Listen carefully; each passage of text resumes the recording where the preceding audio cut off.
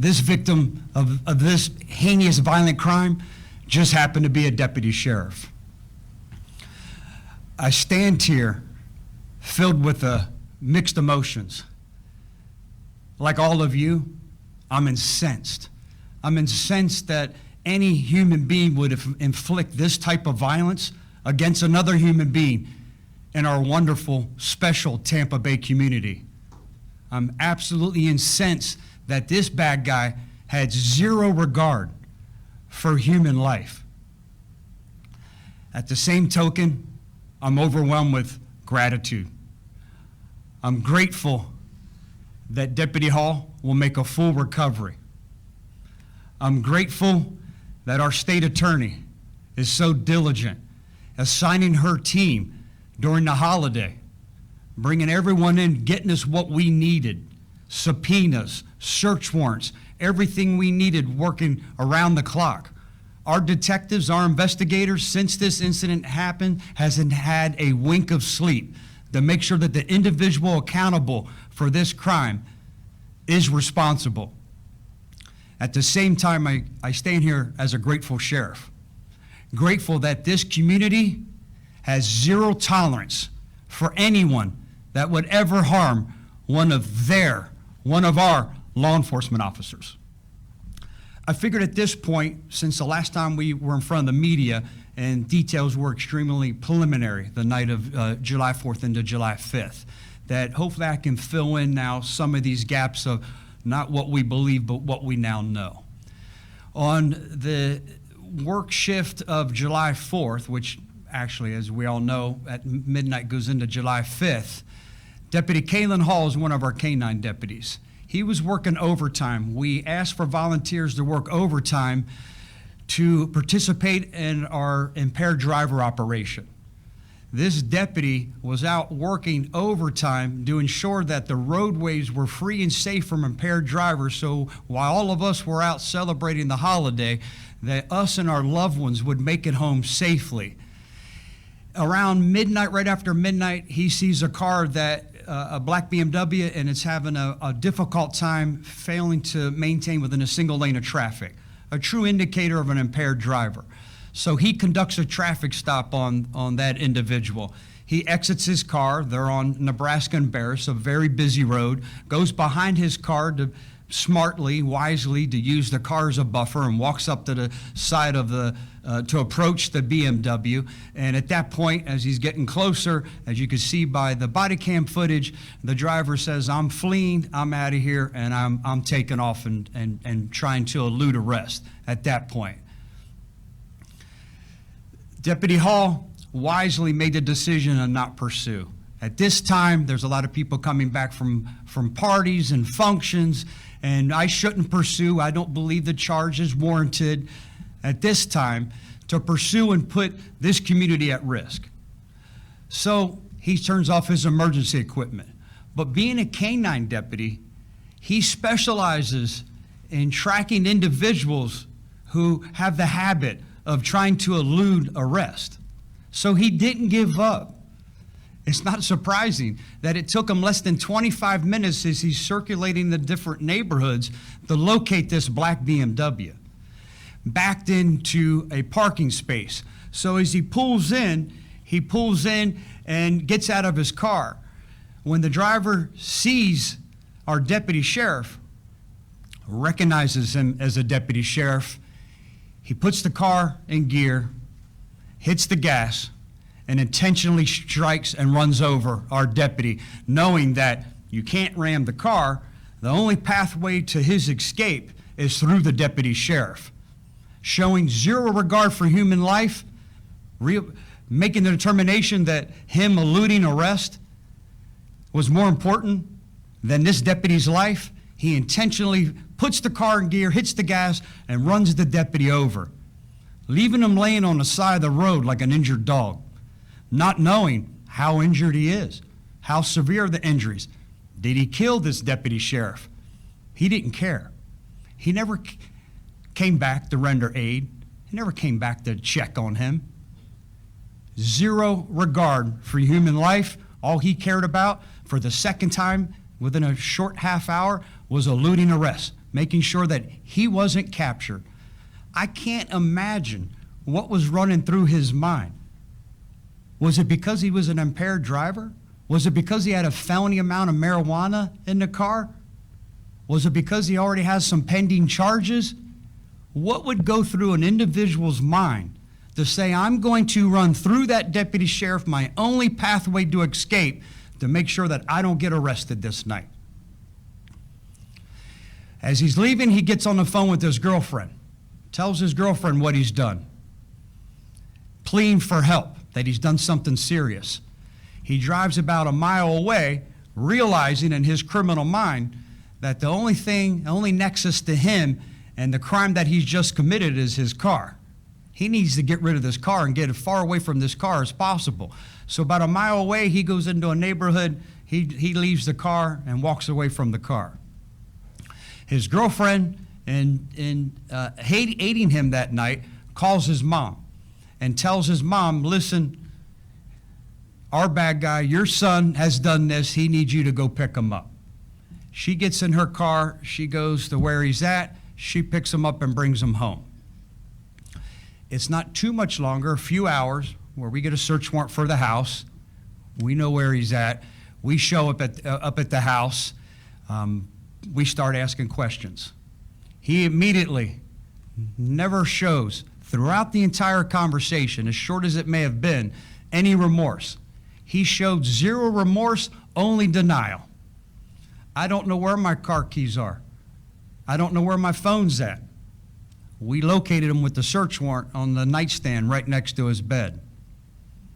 Never ever admitted to anything, and immediately, once he knew we discovered those items, I need an attorney, this conversation's over.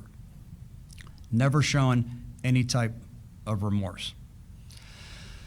Over the next couple of days, our investigators do a phenomenal job of trying to piece everything together, using every investigative latent technique that there is to make sure that not just we believe he's the driver, but what we can do and prove. And during that time, last evening, we get to a point where we have enough, and the state attorney's office once again is working after hours, assisting us, and they help us with an arrest warrant.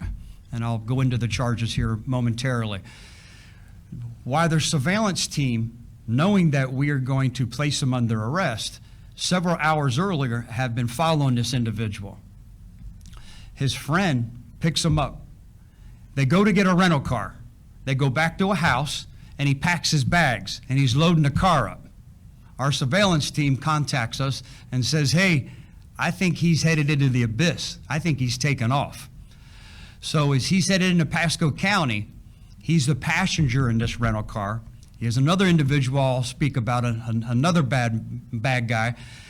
They are driving and they go into Pasco County. We don't want to activate our emergency equipment because we don't want to put the public at risk. And number three, he's already eluded arrest twice. We don't want to see it a third time. So they do a great job, our surveillance team, along with the assistance of the Pasco County Sheriff's Office. They wait for them to pull into a shopping center. Don't know exactly why they were there, but they pull into a shopping center. They converge and do what we call a takedown. They converge on them, block them in. There's nowhere for them to go. They place them under arrest. I'd be remiss if I didn't talk about the professionalism of our investigators. I already talked about how diligent and dedicated they are. Thank you to each and every one of them for working as hard as they are, especially through the holiday when we're all enjoying it with our families. But if you watch the video, you see how professional they are. What I mean by professional is the great restraint that they used with placing this individual under arrest. This individual ran over one of their fellow deputies, one of their brothers.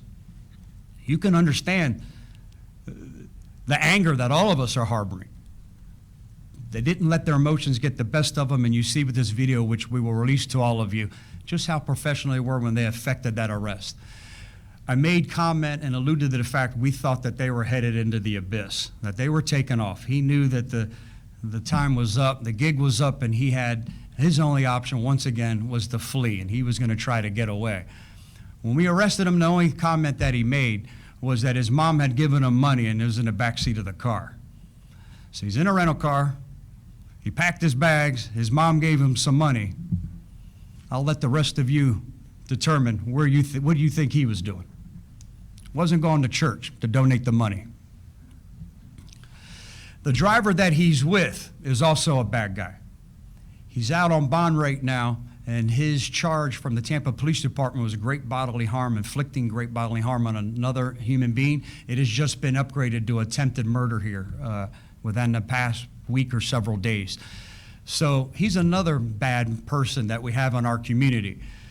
So there's no doubt in my mind that the two of them, facing consequences for their actions, didn't want to do so we rented a car, packed their bags, got some money, and were headed out of town to where they could elude arrest. Let me talk about the individuals that we've arrested to this date.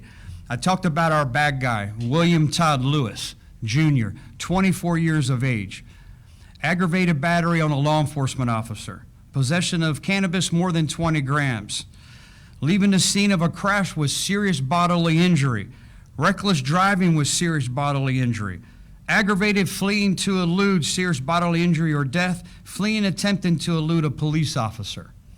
He is also out on bond and facing charges that are pending with the state attorney's office for possession of cannabis over 20 grams, possession of a controlled substance, and open carry of a firearm. Last night, we also arrested the driver of that car. His name is Zachary Carnegie. He's also 24 years of age. Last night, when he was placed on arrest because he was found to be in possession of a baggie of Xanax pills that didn't belong to him. He's out on bond and was arrested in 2022 by the Tampa Police Department for aggravated battery with a deadly weapon, and again, that charge was just upgraded to attempted murder. Last night, we also arrested our bad guy's girlfriend for attempting and aiding in his avoidance of law enforcement. Not only did we charge her with accessory after the fact for aiding him, during the investigation, she knew that we were on to her as well, so she deleted all her text messages. So she is charged with tampering with physical evidence. Deputy Hall, as you're sitting at home, working through your agony, trying to find the comfort to get some rest, to get some sleep, as you start this long road to recovery from your leg being broken in 2 places, your ankle being broken, a stress fracture in the other leg, as you and your families are trying to process this drama. That night out on the road, as you laid there not knowing if you were going to survive, and you asked the deputies who arrived shortly after that started to render aid to you to please take the body cam off, and he made sure the deputies told his family to express how apologetic he was to his parents for putting them through this.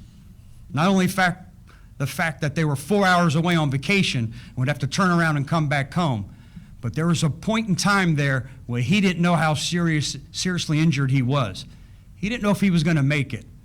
And his last words to our deputies were, please make sure my parents know that I'm sorry for putting them through this type of trauma.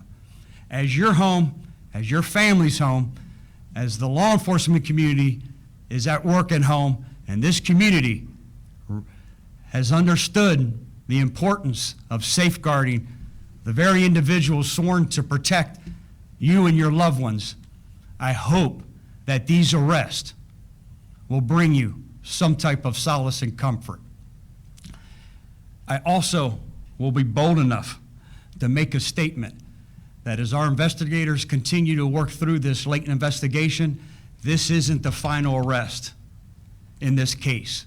It won't be long that our Public Affairs Office will be sending out an update for the rest of the individual or individuals that also helped and aided this individual in evading capture and eluding arrest. What questions can I attempt to answer at this point? Not sure yet. Again, let me be clear. With the help of our state attorney, who believes wholeheartedly in holding individuals accountable and responsible for their actions when it comes to criminal activity. Anyone out there who helped this individual that evening and over the next few days to avoid and elude arrest, you are a potential suspect. We are looking at you. We are coming for you. Sure. Can I just ask you a couple here? Is this young man the registered owner of that BMW? Secondly, do you know, did Deputy Wells see him, make eye contact? Was he able to identify this individual? And thirdly, do you have cell phone records to kind of ping him in that location at that time? Yeah, all great questions. He is the registered owner of the BMW. He couldn't see the driver because it was just too dark. Too dark and couldn't see him, and it happened way too fast. And when we talk about latent investigative techniques, yes, when you have your cell phone, you leave a digital imprint, and that digital imprint was certainly an extremely integral part of holding this individual accountable for running over our deputy that evening. So then presumably anybody that he called, texted, might have aided and abetted his escape. 100%. Anyone who he contacted who helped him that evening and over the next few days avoid capture, help cover up the crime, whatever the case may be, is 100% a suspect. And we wanted to make sure these bad guys were placed under arrest so they will never be able to harm another human being. That was our main focus and priority. I am hopeful as our investigators continue to comb through evidence that they will get to the point where they can charge this individual with his real crime, and that's attempted homicide of a law enforcement officer. But again, it was more important with the crimes that we can prove.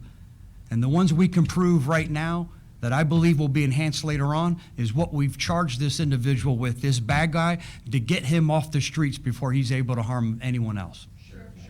One more for you and then one for Attorney Lopez Yes. as well. When was the last time you spoke to Deputy Hall? What was that conversation like? How's he doing now? He's doing well. I spoke to him last on Saturday night. I called him. We were getting close to making an arrest there. And I told him that I wanted him to be patient. Obviously, he, being such a great investigator and a hard charger as he is, he wanted the individual placed under arrest. After making sure that he was okay and he was comfortable, he had just gotten home from the hospital a few hours later. When I talked to him Saturday night, he was just getting to a point. Some visitors left, and he was going to try to get comfortable and try to get some rest. We all know when you're in the hospital, it's hard to get some sleep. And he was trying to find some comfort there.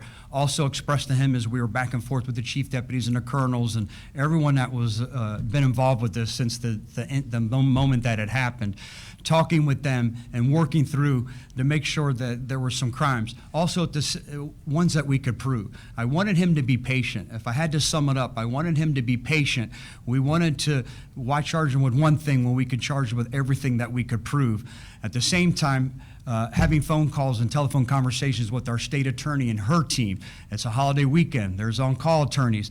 Being back and forth with them on what we needed to be able to prove what we thought and suspected. Again, I can't thank State Attorney Lopez and her team enough for helping us each and every step along the way here to get to this point. I don't want to sound arrogant. I don't want to sound cocky. There's no doubt between the state attorney's office and our team of skillful investigators, we will get to the point of being able to prove the fact that he had all intentions of running over this law enforcement officer, zero regard for his life, not caring if he killed him or not, because that was his pathway to elude arrest. That leads perfectly to my next question for Attorney Lopez. How challenging is it to be able to prove intent or even to make an arrest like this when you might not know exactly what's behind that wheel that night? What's the process? The excellent investigation that's been done by the Hillsborough County Sheriff's Office. Like Sheriff Conister said, his team and my team have been working hand in hand since the early morning hours right after this event occurred. There have been subpoenas, there have been search warrants, and the investigation is, of course, ongoing. But as the sheriff said, we wanted to get this dangerous criminal off the street so he couldn't do this to someone else, so he couldn't elude law enforcement. We're working hard, we're working hand in hand, and we will continue to do so as we investigate this terrible crime. The sheriff said that the deputies said that their brother was injured. Well, he's our brother too. And so we feel very strongly, and we know that we will bring justice for Deputy Hall and his family and his brothers in uniform. State Attorney, forgive me, but I noticed that you were getting choked up during, sorry, but any particular reason this hit you in a certain way? I'm going to be honest with you. I had not heard that that was the final conversation that he had with his brothers in uniform. I've spoken with Deputy Hall via text message several times on Friday afternoon. I knew him before this event. He's an excellent law enforcement officer. He is a great deputy. He's a great person. And so to know that he went through that, this is completely avoidable. This was absolutely inexcusable what this person did to try and evade law enforcement arrest. Like the sheriff said, this man had charges that were pending, and he just didn't want to get caught again. Well, we've got him. And working hand in hand with our sheriff, we're going to get justice for Deputy Hall and for all of his brothers at the sheriff's office. Sheriff, I have two for you, Sheriff. One, just quick. One is, would you have any evidence to suggest as to where this person was headed? We do not. Immediately going back to that conversation, he said that his mom had given him, he was worried about the money. He said, my mom gave me money, it's in the back seat, I want my attorney. And then the second question, forgive me, I'm not 100% sure, have you released a photo of the BMW yet? Or can? We certainly can. There's no reason that we can't. We can release a copy of the photo. Again, all the body cam footage, everything we have to this date, booking photos, we'll put all that out. Since we were in Pasco County, the driver was arrested in Pasco County, so he'll be charged there. Again, talking to State Attorney Lopez with the upgraded charges, I'm sure that his bond will be revoked at some point to make sure we're safeguarding our Tampa Bay community.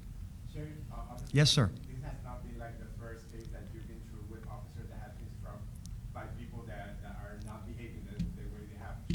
So how come that this, like, I think it's the third, fourth time that this happened for you? What are you guys doing to make it safer for them, and how do you feel about this going on again? Yeah, we put that out in one of our press releases. This is the third incident within a few short months of people causing great bodily harm to our deputies. Again, it's heart-wrenching to know they're out there. What we can do for them is give them the best practices, the best training we can to avoid these types of circumstances, the best tools that they have to be able to deploy to protect themselves and protect this community, and we'll continue to do that. Thank God we have individuals, our academies are full, they want to come work here. The reason for that is because of this community. Because this community loves their law enforcement, supports their law enforcement. And from what everyone tells me, the comments coming online, watching social media, how incensed they are. Having a state attorney, if something happens to any individual in this community that's a victim of violent crime, nonetheless, law enforcement, we have a state attorney that's in office. We're fortunate. Are we safer with Susie Lopez? You're 100% correct, we are. And she's proven it time after time after time by helping us hold these individuals accountable so they're not only able to not injure or harm law enforcement, but anyone else in this community. Last question? Sheriff, I know from the interview with Deputy Hall in the hospital, which was great, that he had called for backup. There were other resources that were coming into the area, air assets or anything like that. Correct. Had the helicopter arrived over the area? Was there anybody else in the immediate vicinity as this was going down? No, it took a few moments for them to get there. And within those few moments, we all know how quickly you can get within a mile away and walk away from your car. So no assistance there. Yes, the cavalry did come. Everyone came. You dropped what you were doing. If you didn't have someone on the way to jail, you dropped what you were doing and you would come back and finish the conversation later. Everyone responded. But at that point, again, he had ditched the car in his continued attempt to evade capture and walked away from it. And again, then used certain individuals, his girlfriend, his mother, whatever resources he could to, again, escape and elude arrest that evening. Sheriff, State Attorney. Thank you, everyone. Stay safe.